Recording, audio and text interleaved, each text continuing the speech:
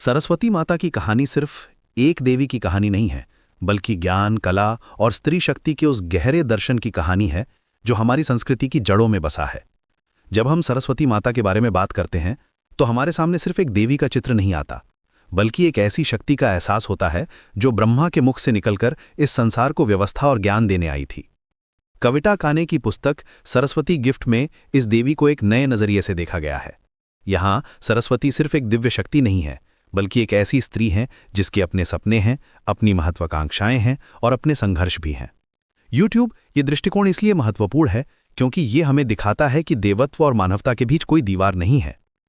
सरस्वती के चरित्र की सबसे खूबसूरत बात यह है कि वे अपनी बुद्धि को ही अपना हथियार बनाती हैं। जब गंधर्वों ने सोम का पौधा चुराया था तो उन्होंने युद्ध नहीं किया, बल्कि अपनी वीणा की मधुर तानों से उन्हें मोहित कर दिया था।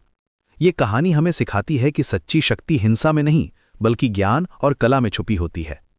उनका ये रूप आज के समय में और भी प्रासंगिक लगता है, जब हम देखते हैं कि दुनिया में कैसे बुद्धि और रचनात्मकता के जरिए बड़े से बड़े संकट का समाधान निकाला जा सकता है। ब्रह्मा और सरस्वती के रिश्ते की कहानी भी बेहद दिलचस्प है। ये सिर्फ एक पौराणिक कथा नहीं है, बल्कि उस जटिल रिश्ते का प्रतीक है जो ज्ञान और सृजन के बीच होता है। जब ब्रह्मा ने सरस्वती को देखा तो वे उनकी सुंदरता और बुद्धि से इतने मोहित हो गए कि उन्होंने अपने 4 सिर बना लिए ताकि वे हर दिशा से उन्हें देख सकें। लेकिन सरस्वती ने इस आकर्षण को स्वीकार नहीं किया और अलग अलग रूप धारण करके बचने की कोशिश की। ये कहानी दरअसल उस संघर्ष को दर्शाती है जो एक स्त्री को अपनी स्वतंत्रता बनाए रखने के लिए करना पड़ता है।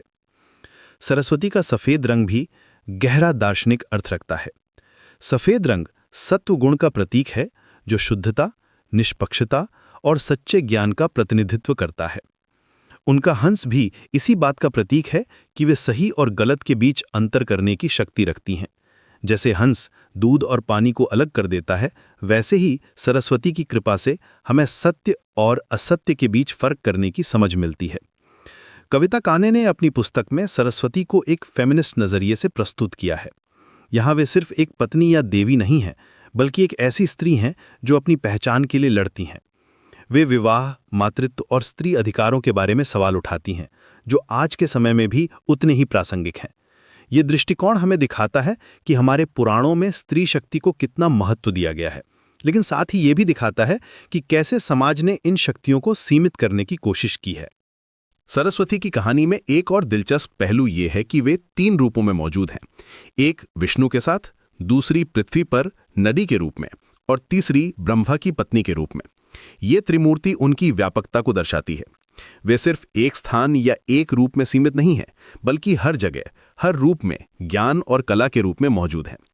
आज के समय में जब हम देखते हैं कि दुनिया में नफरत और विनाश की भावनाएं बढ़ रही हैं, तो सरस्वती का संदेश और भी महत्वपूर्ण हो जाता है। कविता काने की पुस्तक में दिखाया गया है कि कैसे सरस्वती मानवता की इस दशा से निराश होकर अपने दिव्य लोक में वापस चली जाती हैं। ये एक चेतावनी है कि जब हम ज्ञान और कला को छोड़कर अंधकार की तरफ बढ़ते हैं, तो हम अपनी सबसे बड़ी शक्ति को खो देते हैं। सरस्वती माता की ये कहानी हमें सिखाती है कि सच्चा ज्ञान वही है जो हमें बेहतर इंसान बनाए, जो हमें सत्य और असत्य के बीच अंतर करना सिखाए और जो हमें रचनात्मक बनने की प्रेरणा दे।